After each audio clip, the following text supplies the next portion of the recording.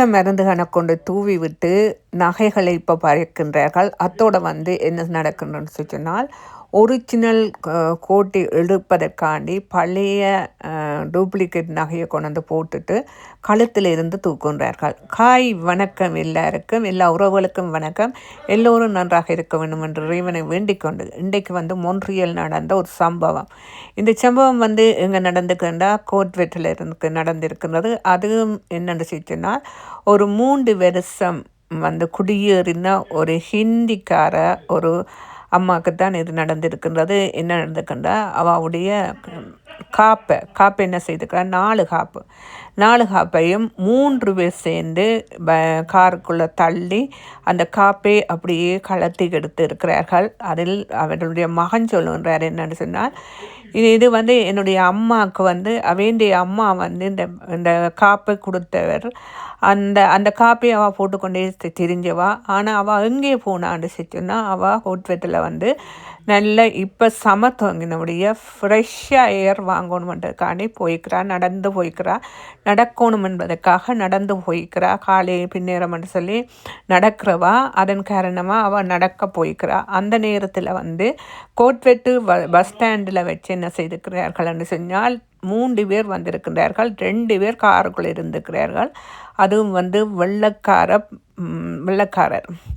அவர்கள் என்ன செய்துக்கிறாங்க, 2 பேர் இருந்து வாவை விரைச்சொல்லி கேட்டுக்கணும். போகையில் அந்த கோட்வெட்டு பஸ் ஸ்டாண்டுக்கு மேலே அந்த நடப்பாதையில் நடந்து கொண்டு இருந்துக்கிறான். அப்போது இன்னொருத்தர் என்ன செய்துக்கிறாண்டா, பின்பக்கத்தால் தள்ளி விட்டுக்கிறார். தள்ளும்போது போய் அந்த காரடியில் போன உடனே அவர்கள் அந்த காப்பை கழட்டி எடுத்துட்டார்கள். 4 காப்பு. அது ஒரு சின்ன கோல்டு சொல்லி அவள் சரியாக கவலைப்படுகின்றாள். அதுவும் அவள் கவலைப்படுவது என்னென்னு சொன்னால், இவ்வளவு வருஷமும் நான் 3 வருஷமாக இங்கே இருக்கின்றேன், ஆனால் இப்படி நடந்தது இல்லை. ஆனால் என்னிடம் இப்படி படைத்துட்டார்கள். அதுவும் 15 பவுன் நகை என்று சொல்லி அவருடைய மகன் சொல்லுன்ற. இது ஒரு மெம்மரி நகை. இந்த நகை நான் கையாலேயே கலட்டுவதில்லை, ஆனால் அவர்கள் பறித்து விட்டார்கள் என்று சொல்லி, அதுவும் கோட்வெட்டில்.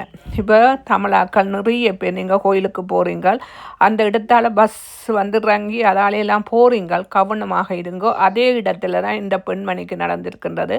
இது ஒரு விழிப்புணர்ச்சியாக இருக்கின்றது. ஏன்னு சொன்னால், எங்களுடைய தமிழ் மக்கள் அங்கே கோயிலுக்கு போகிறதுக்காண்டி நகைகளை போட்டு கொண்டு போகின்றார்கள்.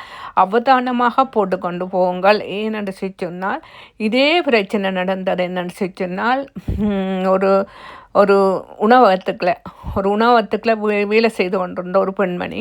அந்த பெண்மணி என்னன்னு சொன்னால், அதுவும் ஒரு தமிழ் பெண்மணி வேலை செய்து கொண்டிருக்கும் போது அந்த பெண்மணியுடைய கழுத்தில் இருந்த நகையை என்ன செய்துக்கணும் என்று சொன்னால், இன்னொரு டூப்ளிகேட் நகையை கொண்டு போட்டுது. அந்த பெண்மணியை கேட்டுக்கணும், எங்களுக்கு ஆர்டர் வேணுமென்று சொல்லலாம். அந்த பெண்மணி அதே கவனத்தில் இருக்கும்போது இந்த பெண்மணியை என்ன செய்துக்கணும் என்றால், மயக்க மருந்தை கொடுத்து அந்த பெண்மணியை மயங்க செய்து அந்த பெண்மணியின் கழுத்தில் இருந்த நகையை எடுத்து போட்டு என்ன செய்துக்கணும்னா, திரும்ப இன்னொரு நகையை போட்டு விட்டுக்கணும்.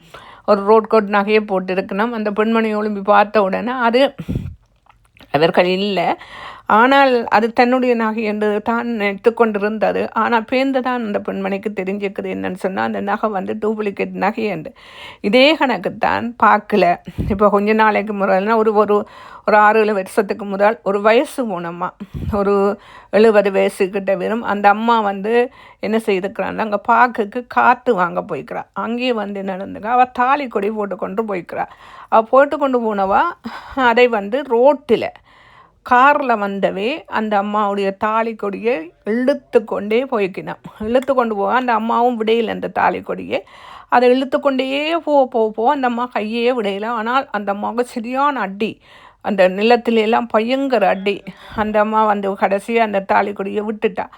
ஆனால் என்னென்னு சொன்னால், இப்போது சம்மருக்கு கொஞ்சம் அவதானமாக இருக்கணும். நிறைய பேர் வந்து என்னென்னு சொன்னால் இப்படி நிறைய திரிகின்றார்கள், எப்படியெல்லாம் களவு எடுக்கலாம் என்று சொல்லி திரிகின்றார்கள். அதன் காரணத்தால் இப்போது வந்து நீங்கள் எல்லாம் சரியான அவதானமாக இருக்கணும்னா எங்களுடைய உடைமைகளை கவனமாக கொண்டு போய் கவனமாக வரணும்.